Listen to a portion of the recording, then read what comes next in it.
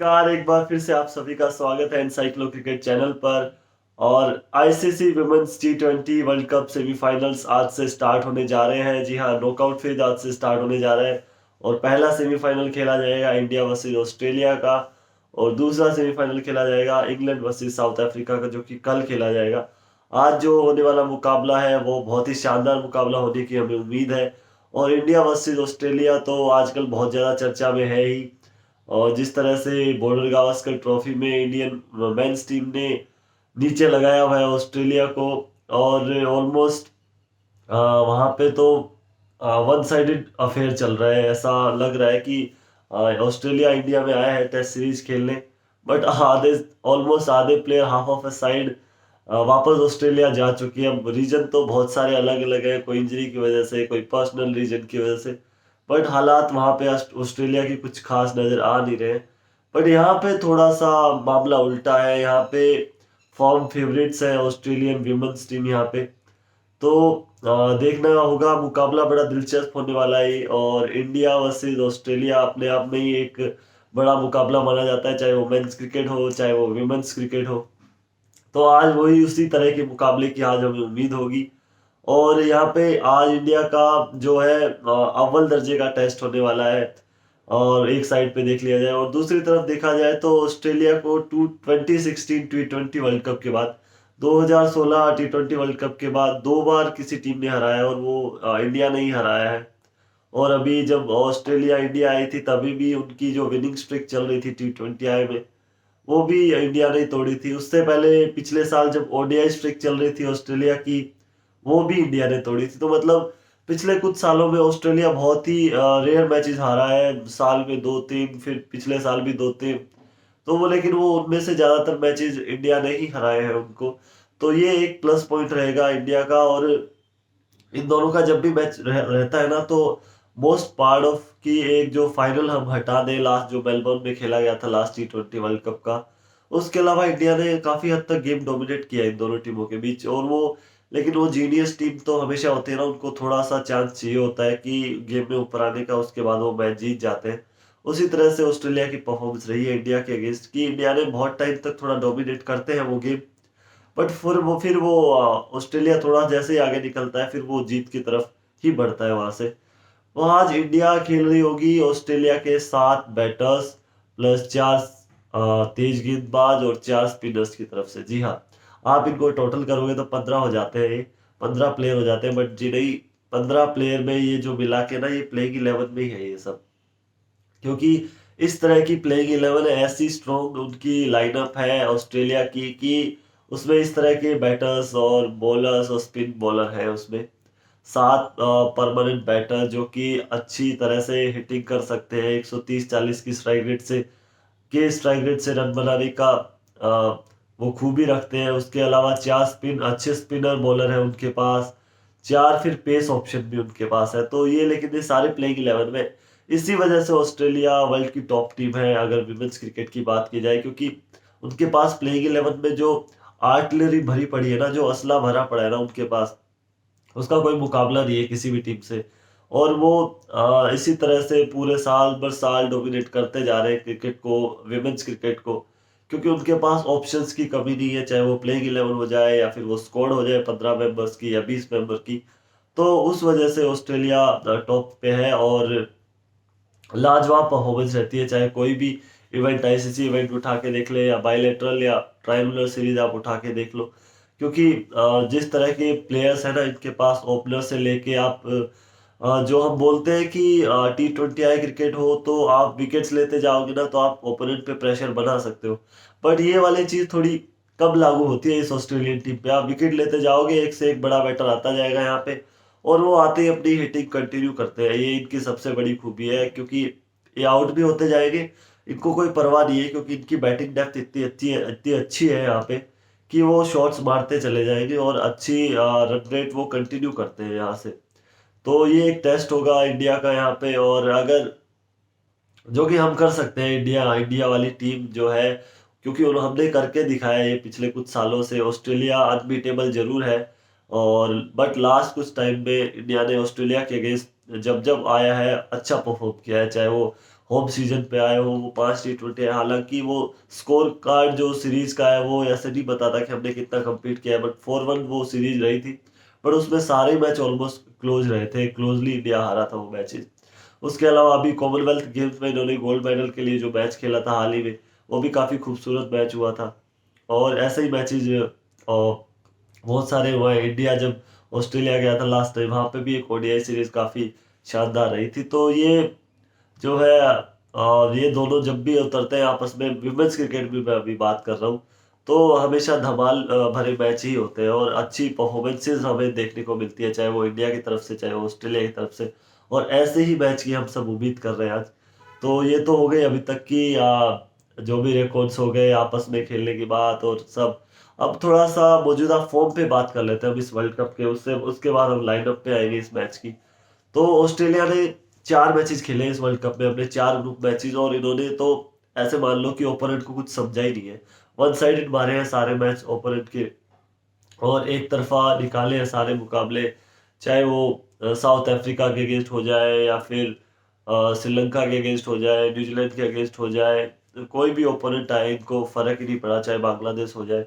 और इन्होंने अभी तक इनको खास तौर से कुछ प्रॉब्लम हुई नहीं है इस टूर्नामेंट में। आज जो रियल टेस्ट होने जा रहा है मुझे ऐसा लगता है ऑस्ट्रेलिया का भी, क्योंकि अभी तक खासी परेशानियों का सामना करना पड़ा नहीं है इनको। तो आज इनके लिए भी टफ होगा। और उससे भी बड़ी बात कि अभी तक ये मुश्किल परिस्थितियों में गए नहीं है, टफ सिचुएशंस में गए नहीं है, पैनिक जो सिचुएशन होती है ना, उससे अभी इन्होंने इस वर्ल्ड कप में सामना किया नहीं है उसका।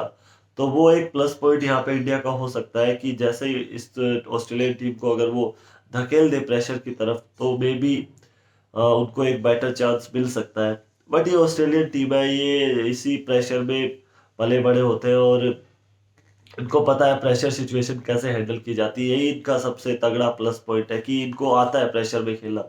बड़े मैच प्लेयर्स हैं इनके पास सारे, और वही इनके पास जो है सबसे बड़ी स्ट्रेंथ वही है, जो कोर स्ट्रेंथ इनकी मानी जाती है कि हाउ टू बाउंस बैक। अगर आप इनको पीछे भी धकेल दो तो इनको बाउंस बैक करना आता है। 1 ओवर या 2 ओवर भी आप इनको दोगे ना, वो उसमें भी आपको वापस गेम में लेके आ सकती है, ये टीम ऐसी है। और अगर दूसरी तरफ हम बात करें इंडियन टीम की, तो इंडियन टीम ने 4 ग्रुप मैचेस खेले, जिसमें से 3 तो इन्होंने अच्छे खासे जीते हैं, पाकिस्तान, वेस्ट इंडीज और आयरलैंड के अगेंस्ट। हालांकि पाकिस्तान और आयरलैंड के अगेंस्ट क्लोज विक्ट्री थी। वेस्ट इंडीज के अगेंस्ट जो मुकाबला था वो काफी अच्छा खासा जीता था इन्होंने। इंग्लैंड के अगेंस्ट एक क्लोज गेम हारे हैं, और वो भी मैच जीत सकते थे। वो भी आप ऑस्ट्रेलिया के ऑलमोस्ट इक्वल टीम ही मानी जाती है इंग्लैंड की, और उनको भी हमने अच्छी खासी टक्कर दी थी वहां पे। बट वो एक क्लोज गेम हारे थे। तो ये तो हमारा रह गया मौजूदा फॉर्म यहाँ पे। और अब अगर इसके अलावा बात की जाए प्लेइंग 11 की, हम प्लेइंग 11 पे आए, अगर पहले हम ऑस्ट्रेलिया की प्लेइंग 11 की बात कर लेते हैं, तो यहाँ पे ऑलमोस्ट इनका जो मामला है वो बिल्कुल सर्टन ही नजर नजर आता है। अली साहिली थोड़ी इंजर्ड जरूर है, बट माना जा रहा है कि वो इस मैच के लिए फिट हो गई है और इस मैच में वो खेलती हुई नजर आएगी, हमें ओपनिंग करते हुए नजर आएगी। तो वैसे ही मान के चले तो हम ऑस्ट्रेलिया में प्लेइंग अगर ओपनर्स की बात करें तो अली साहिली ओपनिंग करती हुई नजर आएगी, उनके साथ बैथ मुनी ऑफ कोर्स सी बात है, वो ओपनिंग करती हुई नजर आएगी। वन डाउन की जो कैप्टन है मैग लैनिंग, वो हमें खेलती हुई नजर आएगी। अगर विकेट ऊपर नीचे होते हैं, पार्टनरशिप अच्छी लगती है पहले विकेट के लिए, तो हम पाते हैं कि ताहिलिया मैकग्राथ कभी कभी नंबर 3 पे अभी बैटिंग करते हुए नजर आते हैं। नंबर 4 पे अगर ऐसे ही कंटिन्यू हम करें, मैगलैनिक नंबर 3 पे, ये श्योरिटी है ये तो, क्योंकि कैप्टन इतने सालों से ऑस्ट्रेलियन टीम की कैप्टन है और काफ़ी अच्छी बड़ी परफॉर्मर है ये इनके लिए। तो नंबर 3 पे है। नंबर 4 पे एलिस पेरी। बीच में एक ऐसा पैच जरूर आया था एलिस पेरी का कि जहाँ पे सब मान रहे थे कि एलिस पेरी अभी शायद शायद से उस पीक पे ना जा पाए वापस। थोड़ा इंजरी कंसर्न आए थे, जिसकी वजह से वो कंटिन्यूसली खेल नहीं पा रही थी, उस तरह से परफॉर्म नहीं कर पा रही थी, बॉलिंग हो जाए या बैटिंग हो जाए। बट अभी धीरे धीरे ग्रेजुअली पहले इन्होंने अपने बैटिंग पे काम किया, वापस से बैटिंग अपनी फॉर्म वापस लेके आई है। और उसके बाद अब जो पिछले कुछ मैचेस देख रहे हैं, अपनी बॉलिंग फॉर्म भी इन्होंने ऑलमोस्ट वापस हासिल कर ली है। तो ये एक बार फिर से अच्छी फॉर्म में अच्छी लय में नजर आ रही है, और ये ऑस्ट्रेलिया के लिए सबसे बड़ा प्लस पॉइंट है। तो नंबर 4 पे एलिस पेरी, नंबर 5 पे एश गार्डनर। बट एश गार्डनर और तालिया मैगनाथ में से नंबर इंटरचेंज होते रहते हैं, 5-6 5-6 ही। कभी तालिया मैगनाथ 5 पे आ जाती है, एश गार्डनर 6 पे आ जाती है, कभी ऐश गार्डनर 6 पे आ जाती है, तालिया मैगराथ 5 पे चली जाती है। तो ऐसे ही आप रख लो, ऐश गार्डनर को आप नंबर 5 पे हम रख लेते हैं एक बार, तालिया मैगराथ को नंबर 6 पे। तो यहाँ तक तो कोई चेंज की गुंजाइश ही नहीं है इस ऑस्ट्रेलियन टीम पे। और नंबर 7 पे भी ग्रेस हैरिस, ये भी बेहतरीन ऑप्शन है, एक लोअर डाउन द ऑर्डर अच्छी खासी बड़ी हिटें मार सकती है ये भी, और ऑलमोस्ट 140 150 की स्ट्राइक रेट से ये भी बैटिंग कर सकती है। यहाँ पे इसके बाद ऑप्शन आ जाता है, ये स्पिन बॉलर्स इनके स्टार्ट हो जाते हैं यहाँ पे, चाहे जॉर्जिया वेहाम हो और इसके बाद एलेना किंग हो। ये जो बॉलर है ये ऑस्ट्रेलिया के लिए मैच विनर है, Elena king leg spinner bowler है ये, और अच्छी फ्लाइट में भी डिसीव करती है, पेस के साथ भी आपको बीट कर सकती है। और जो इनकी ट्रेजेक्ट्री है आर्म के साथ, रिस्ट के साथ, वो काफ़ी शानदार रहती है यहाँ पे बॉलिंग में इनकी। और जो इनकी लेग स्पिन है, चाहे वो गूगली हो जाए, सारी बॉलें इनके पास है, सारा स्टॉक इनके पास मौजूद है। और यहाँ पे ये जो ऐसी प्लेयर है जो रन थोड़े बहुत जरूर कंसीड करती है यहाँ पे ऑस्ट्रेलिया के लिए, बट ये मैच भी बना के देती है आपको, 1 से 2 ओवर में भी मैच पलटने का ये इनमें खूबी है, वो इनमें स्किल है कि ये बैटर को ललचा के बड़े शॉट्स, अगर आप इनके पीछे बड़े शॉट्स खेलने जाओगे तो ये आपको अपने जाल में फंसा सकती है, ये इस तरह की गेंदबाज है। उसके अलावा मेगन शॉट, जो कि लेजेंड है ऑस्ट्रेलिया की, और बेबी अगर इस मैच में 2 विकेट और ले लेती है वो अभी, तो 41 जो कि रिकॉर्ड है एक इंटरनेशनल विमेंस इंटरनेशनल T20 आई क्रिकेट में, तो वो एक रिकॉर्ड हासिल कर सकते हैं सबसे ज्यादा विकेट लेने का, मेगन शॉट के पास उसका मौका होगा। और वो एलिस पेरी के साथ भी वही चांस है, एलिस पेरी के पास भी, दोनों बहुत क्लोज खड़े हैं उस रिकॉर्ड के, तो वो तोड़ सकते हैं। बट तो ये एक मेगन शॉट के रूप में ये बहुत बड़ा ऑप्शन है, एक्सपीरियंस लेके आती है बॉलिंग लाइनअप में, और लीड करती है फ्रंट से, तो ये हमेशा परफॉर्म करके देती है, चाहे वो मिडल ओवर्स में गेंदबाजी हो जाए या नई बॉल से हो जाए, या फिर डेथ ओवर्स में, तो ये स्पेशली डेथ ओवर्स स्पेशलिस्ट है, वहां पे ये अच्छी खासी गेंदबाजी करती है ऑस्ट्रेलिया के लिए। इसके बाद जो ऑप्शन आता है एक लास्ट, वहां पे थोड़ा सा डाउट चल रहा है कि एनाबेल सदरलैंड के साथ जाए ऑस्ट्रेलिया, या फिर जाए यहाँ पे डार्सी ब्राउन के साथ। तो यहाँ पे दोनों ही ऑप्शन ऑलमोस्ट इक्वल है, अच्छे जो है ऑप्शन लेके आती है ऑस्ट्रेलियन बॉलिंग लाइनअप पे। बट यहाँ पे जो इंडिया के, मैं अगर इंडिया के अगेंस्ट रिकॉर्ड की बात करूँ तो वो डार्सी ब्राउन का काफ़ी अच्छा है, जब जब वो इंडिया के अगेंस्ट खेली है उन्होंने अच्छा परफॉर्म करके दिया है, मैचेस में विकेट्स भी निकाले हैं, रन्स भी कम कंसीड किए हैं, और बढ़िया इकोनॉमिकल गेंदबाजी तो करती करती है ये। और उसके साथ नई बॉल से भी विकेट निकाल सकती है, डेथ ओवर्स में अच्छी गेंदबाजी कर सकती है। तो मैं यहाँ पे देखना चाहूंगा कि डार्सी ब्राउन को चांस मिले सदरलैंड के बजाय। तो ये हो गई ऑस्ट्रेलिया की प्लेइंग 11। अब बात करते हैं कि इसमें कितने बैटर्स हैं, कितने स्पिन बॉलर्स हैं, कितने यहाँ पे पेस बॉलर आपके पास आ जाते हैं। तो वही अगर हम यहाँ पे बात करें तो शानदार यहाँ पे ऑस्ट्रेलिया की लाइनअप बन जाती है। जिस तरह से बैटर्स की हम बात करें ऊपर से लेके, चाहे बैथ मुनी की, अली साहिली की विकेट कीपर है, उनके बाद मैग लैनिंग, और इन सबको छोड़ दिया जाए तो सब ऑलराउंडर्स है इस टीम में। एक एक प्लेयर, ये 3 प्लेयर को छोड़ दिया जाए, मैग लैनिंग, बैथ मुनी और अली साहिली, और अली साहिली विकेट कीपिंग करती है, उनके अलावा ये 2 ही प्लेयर ऐसे हैं जो गेंदबाजी नहीं करते। इसके बाद चाहे एलिस पेरी हो जाए, एलिस पेरी भी मीडियम पेस गेंदबाजी करती है, उसके बाद चाहे तालिया मैगराथ भी मीडियम पेस गेंदबाजी करती है यहाँ पे, और ऐश गार्डनर तो बहुत शानदार स्पिनर है ही, इनको तो हमने देखा है ये परफेक्ट ऑलराउंडर है, चाहे वो फील्डिंग हो जाए या स्पिन बॉलिंग हो जाए या बैटिंग हो जाए, ये यहाँ पे। और जो दूसरा ऑप्शन और एक और ऑलराउंडर यहाँ पे मिल जाता है इनको, जो ऑप्शन है एक और ऑलराउंडर के रूप में, वेरहाम, वेरहाम काफी अच्छी बल्लेबाजी भी कर सकती है और गेंदबाजी भी यहाँ पे कर सकती है। वेरहाम का अगर अब देखा जाए तो ये भी एलाना किंग की तरह ही right arm leg break bowler है, और अच्छी खासी वही फ्लाइट के साथ आती है, और वो भी एक विकेट टेकिंग ऑप्शन है। मतलब ऑस्ट्रेलिया में जितने भी हम स्पिन बॉलर्स देखे ना, तो सबकी विकेट टेकिंग एबिलिटीज काफी अच्छी है, चाहे वो ऐश गार्डनर हो जाए या फिर एलन किंग हो जाए या फिर वेरहाम हो जाए, ये सारे मतलब जितने भी स्पिन बॉलर आपके पास है, तो ये सारे अच्छे ऑप्शन आपको प्रोवाइड करवाते हैं। और यहाँ पे डार्सी ब्राउन है, डार्सी ब्राउन के पास अच्छी खासी पेस है यहाँ पे। हाँ, एक तो मीडियम पेस होते हैं बॉलर जैसे मेगन शॉट वगैरह, एलिस पेरी, ताइलिया मैगराथ, बट जो डार्सी ब्राउन है, ये प्रॉपर पेस बॉलर है, इनके पास अच्छी खासी पेस है, ये पेस से भी आपको बीट कर सकती है। तो आप देख सकते हो, मतलब नंबर 4 से आपके ऑलराउंडर स्टार्ट हो जाते हैं, एलिस पेरी, तालिया मैकग्राथ, एश गार्डनर।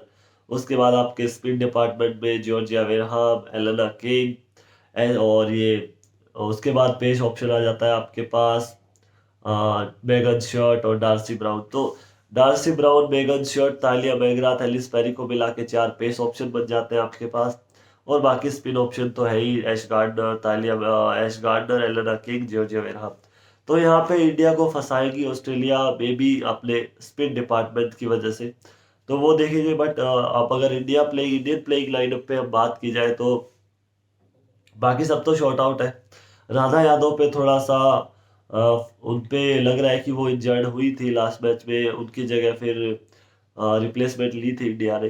तो अब देखने को ये बताया तो जा रहा है कि राधा यादव मैच से पहले फिट हो जाएगी। तो हो जाए तो बेटर है, क्योंकि राधा यादव का परफॉर्मेंस अच्छा रहा है इस टूर्नामेंट में, थ्रू आउट द टूर्नामेंट।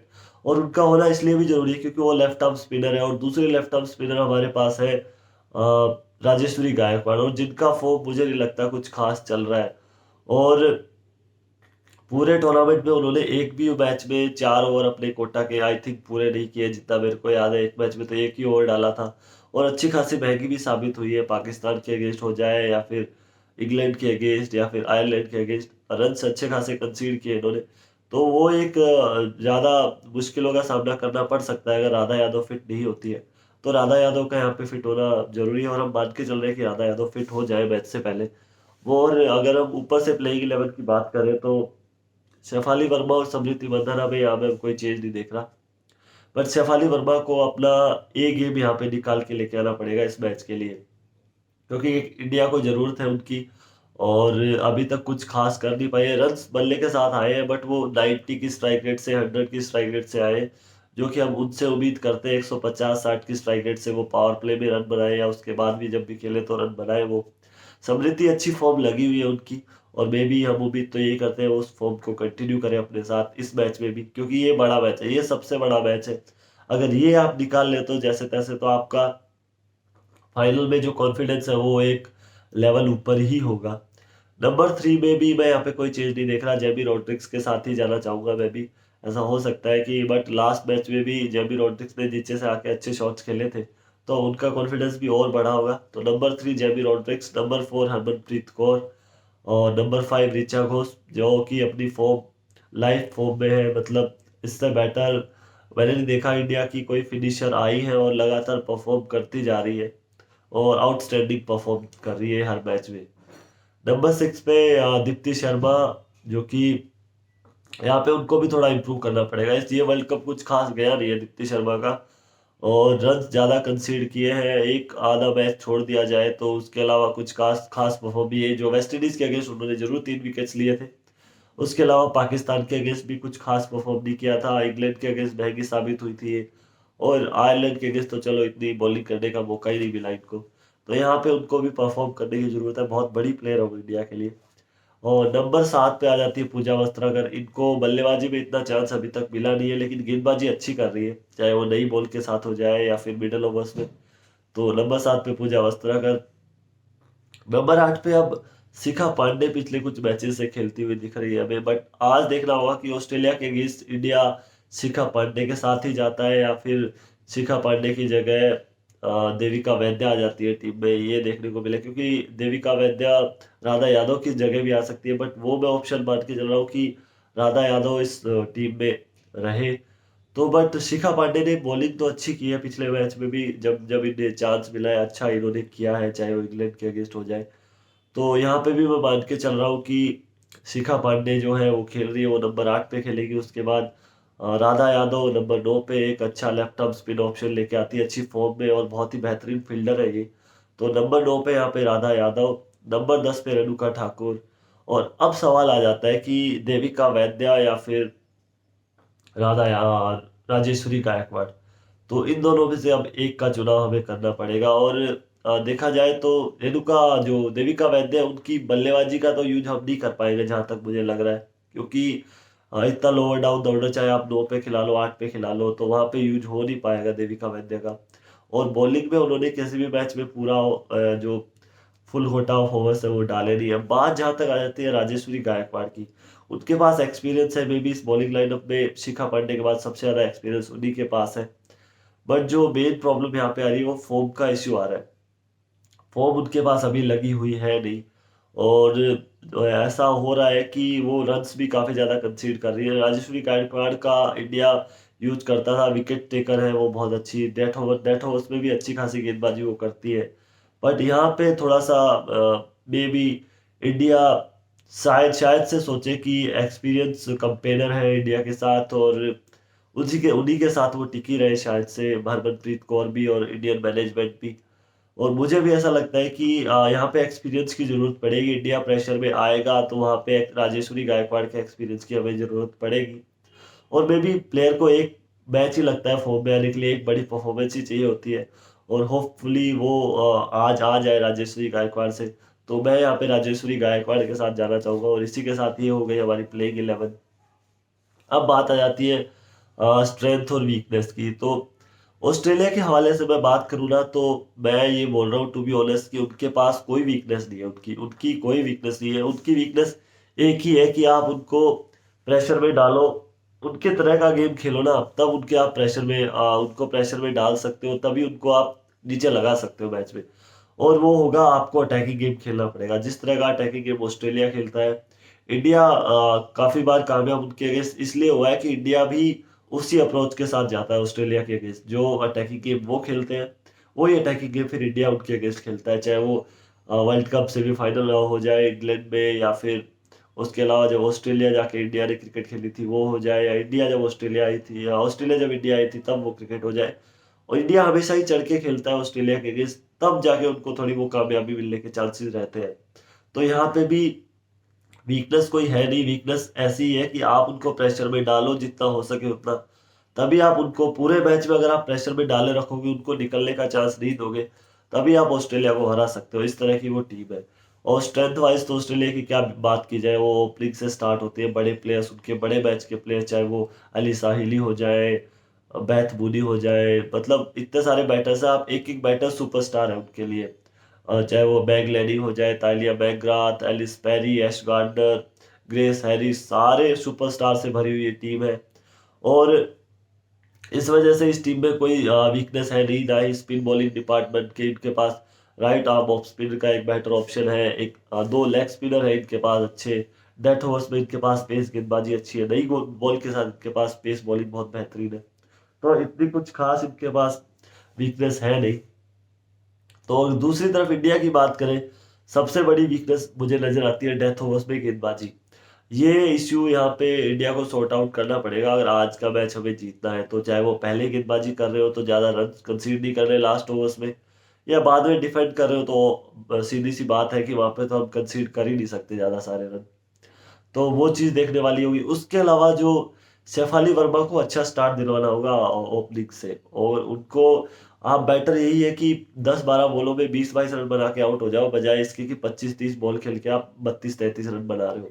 वो ज्यादा बेटर ऑप्शन है। आप 150-200 की स्ट्राइक रेट से रन बना के 20-15-25 जितने भी बन पा रहे हैं आपसे, उससे क्या होता है, आने वाले बैटर्स को भी थोड़ा 2-4 बॉलें 5 बॉलें देखने को मिल जाती है, और वो भी फिर इनिंग को अच्छे से बिल्डअप कर सकते हैं वहां से।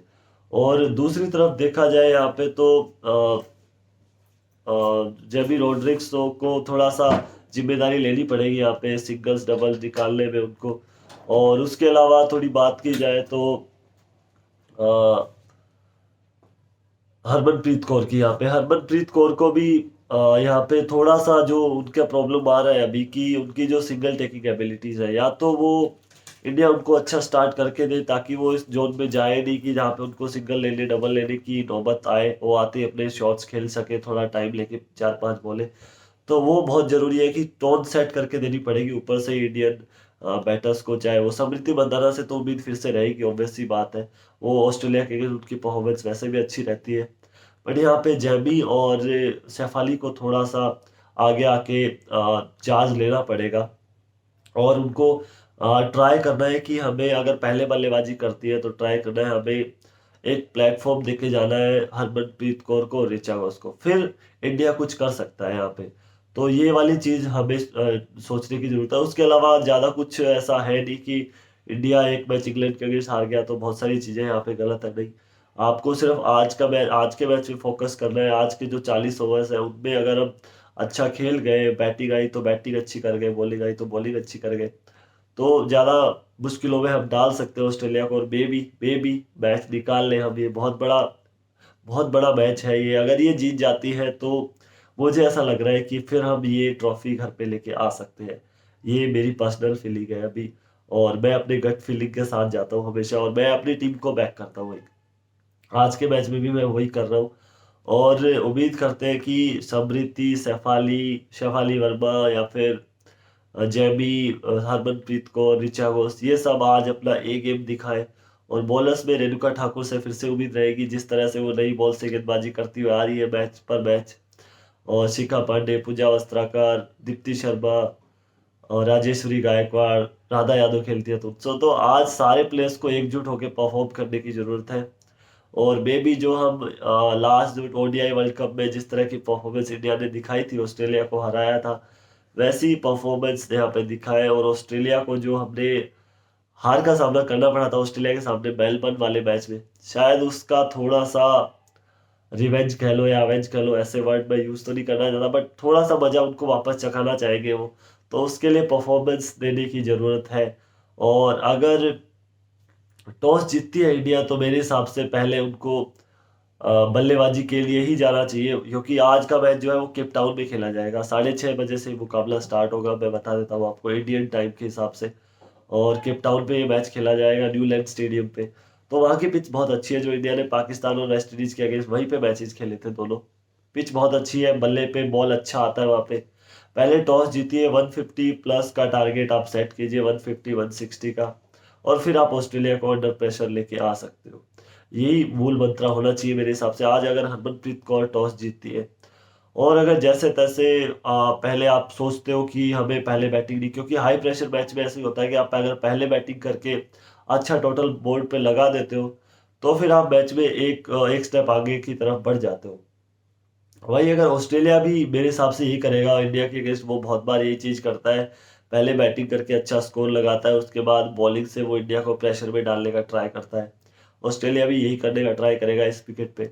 बट विकेट सपाट है, और इस वजह से शायद से मे बी टीम बाद में जाने का भी ट्राई कर सकती है। बट मुझे ऐसा लगता है कि इस प्रेशर सिचुएशन में पहले बैटिंग करना ज़्यादा फायदेमंद रहेगा।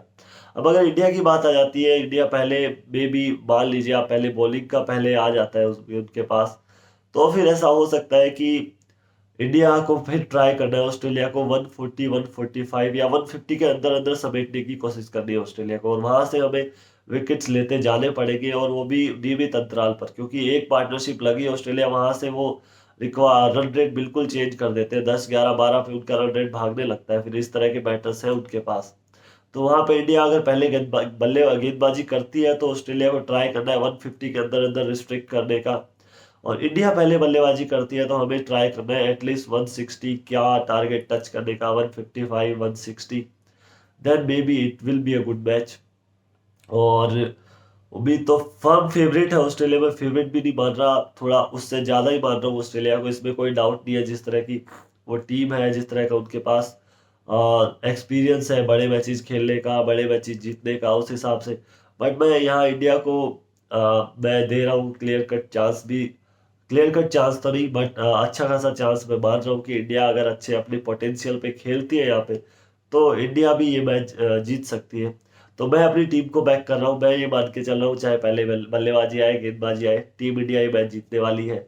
और होपफुली हम जब इस मैच का रिव्यू कर रहे हो तो हम सेलिब्रेट कर रहे हो, और फाइनल में जाने की खुशी मना रहे हो इस मैच के बाद। तो आज के लिए बस इतना ही है, और उम्मीद यही करते हैं कि अच्छा खासा मैच देखने को हमें मिले, और इंडिया विनिंग साइड पे नजर आए मैच के बाद। और जितने भी हमारे स्टार परफॉर्मर है अभी तक के, समृति, हरमनप्रीत कौर, शेफाली, ऋचा घोष, जो भी है, वो इस मैच में अच्छा करे और एक गेम लेके आए दोनों बैटर्स और बॉलर्स। और विक्ट्री हम इंजॉय कर रहे हो इस मैच रिव्यू में मैच के बाद। तो होपफुली अच्छा गेम हो। आज के लिए इतना ही, वीडियो देखने के लिए बहुत बहुत धन्यवाद, और इसी तरह की वीडियोस आगे भी आती रहेगी। तब तक के लिए अपना ख्याल रखिएगा। Thank you so much.